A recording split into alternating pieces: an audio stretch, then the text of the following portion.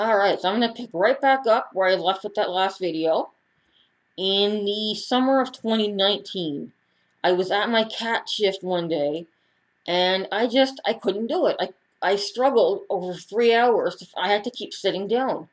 My tasks were, this light's making a very weird shadow. Whatever. My tasks were clean the cages, fill the food, clean the litter boxes. Well, clean the cages and the litter boxes, fill their food, just things like that. And I used to get it done in the first half an hour and then just play with the cats. It got to the point where in 3 hours I was struggling to get my tasks done, and I knew something had changed. I had the fibromyalgia diagnosis for almost 3 years at that point, and all of a sudden it was worse. All of a sudden I couldn't even keep up with this stuff. So I went to my family doctor, and I had to fight with her because when you tell them you're tired, they will tell you to exercise. There's a saying in medicine: if you hear hoofbeats, don't go chasing zebras, right? Which means the most likely explanation is probably it. So they tend to default to that. Where am I going with that sentence? Anyway, they default to that kind of thinking. So they look at someone who's fat, who's not sleeping, maybe sleeping weirdly, and they think, well, yeah, that's why you're tired. Improve your health, get some exercise. Well, you'd have to fight with her a bit, but not anywhere near as much as previous doctors. She referred me for yet another sleep study, third doctor, because this is now a new family doctor. The one from the previous stories is retired by this point. And she referred me to an internist. An internist is, I call it an overflow specialist. That's what I call it anyway. If you have a disease that doesn't affect specifically one organ, and it's sort of an overall broader thing, this is where you end up. And he diagnosed me with chronic fatigue syndrome, which I fit that definition to a T. So that probably is going on. So if you're keeping track, we have chronic fatigue syndrome, fibromyalgia, and some sleep disorders that I alluded to before, idiopathic hypersomnia, and delayed sleep phase disorder. I alluded to those before, and I will explain them in 1 minute. So I have this list of things going on, so of course I feel, I don't feel good. He diagnosed me with the chronic fatigue syndrome, and he had a couple suggestions. One is called RTMS, repeated magnetic transcranial stimulation. Sorry, RTMS. Sorry. His thinking was that the medications I'm on could be, if not causing it, at least making it worse. So he was hoping with this treatment for my anxiety and mood issues, I might be able to remove some medication. I might be able to now anyway because of some therapy I've completed. I highly recommend, if you can get it, called dialectical behavior therapy. I'm in much better control now of my emotions. I've actually weaned off my anxiety medication completely. So hopefully I can come off the antidepressant and maybe it'll help anyway. But this particular treatment he suggested, I was not a candidate for. I had to go through a whole assessment. That was the last time I've been downtown. That was February 2020. I went downtown to Toronto Western Hospital, and I have not been downtown since. Because I'm not wearing a mask on transit all that time.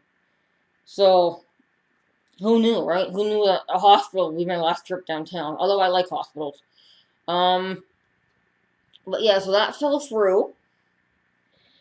And his other suggestion was to see an endocrinologist to check my mitochondrial function. Mitochondria they call them the energy houses of the cell. They make energy. And if those are not functioning, you can be very low on energy. And I looked that up, and I fit a lot of those symptoms, so I thought he was onto something. But I still haven't seen an endocrinologist. That was September 2019. It's now June 2021, and I still haven't seen one. He referred me, or he said the receptionist would put the referral through, and he told me that endocrinologists are busy, and I'm gonna have to wait a while to get my appointment date. And none of that actually happened.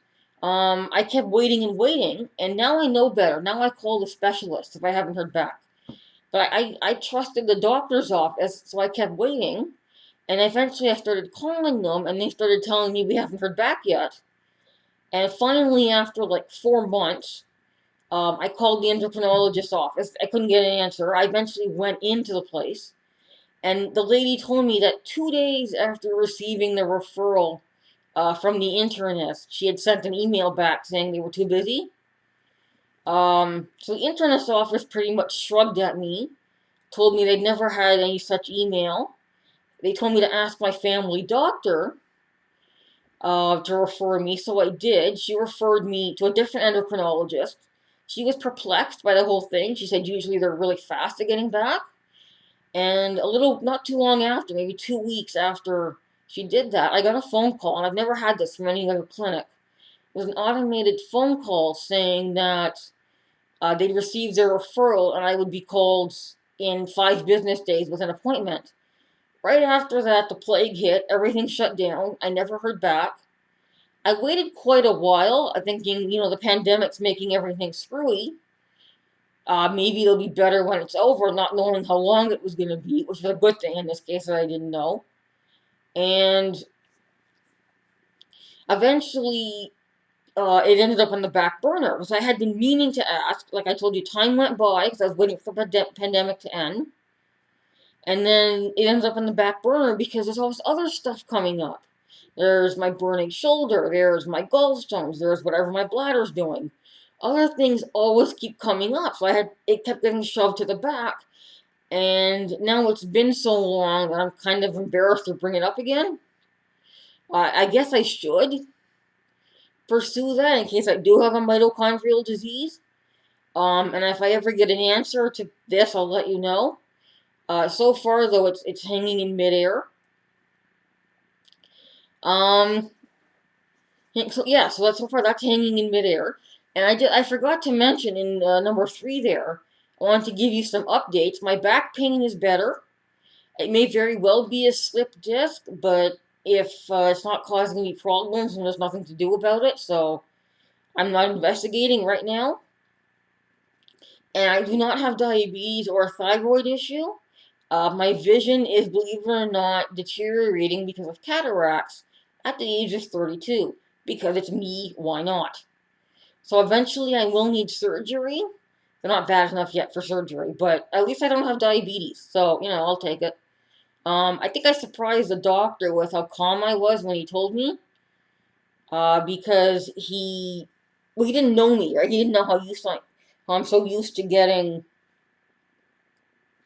all these diagnoses.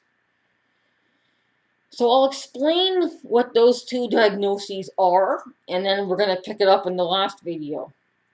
So, leading up to the 3rd sleep study, I decided to pull out my documents from the previous one, and I saw on there delayed sleep phase disorder and idiopathic hypersomnia, which I now realize he was diagnosing me definitively with DSPS. And the other one, he didn't rule it out, but he felt like medication might be a better explanation. But I Googled both those things, and they fit me to a T. So I'm now acting as if those are definitively my diagnosis. Well, one is for sure, and the other's maybe. But I've now added that to my list of what I consider my diagnoses. And it would have been great if I'd paid attention to these years ago. So delayed sleep phase disorder, my circadian rhythm is out of whack. I'd say by about 4 or 5 hours. My brain thinks it's great to sleep from 4 a.m. to 2 p.m. That's what will happen if I just leave it to its own devices. That is my circadian rhythm. And it's been like that since I was a teenager. That is why it's not insomnia, because when it is, the right time, I fall asleep easily. But that is why I started staying up late and having enough trouble getting to sleep for school. Because to my brain, it's still early. It's not bedtime yet. And a lot of it can be caused by using electronic devices, and sticking light in your eyes confuses your brain. Mine has been going on for so long. I think it's a severe case as well. And it's been going on way before cell phones and way before I could stick a device in my eyes at night. I used to lie in bed doing nothing till 2 in the morning, 3 in the morning. Even at 12, 13 years old. So I feel like this is a severe case, and I feel like it's pretty innate. And the doctors have never really argued with that. So I guess I'm right. And idiopathic hypersomnia. Hypersomnia is the opposite of insomnia. It means sleeping too much. I will easily sleep 10 or 12 hours at a stretch. I mentioned in a previous video sleeping almost an entire day, 22 hours. And it also causes the unrefreshed sleep that I experience. It causes what's called sleep inertia, where it's hard to get out of bed in the morning. It's hard to explain to someone else, but to the point where it can be debilitating because you're like, the analogy I use is I'm underwater trying to get to the surface and it's pushing me back down. So I lost my train of thought completely. Oh yeah. So that's the analogy I use for the morning sleep inertia that I experience. But it's entirely possible that this is a medication side effect. And there's one medication I've been on for about 1 million years.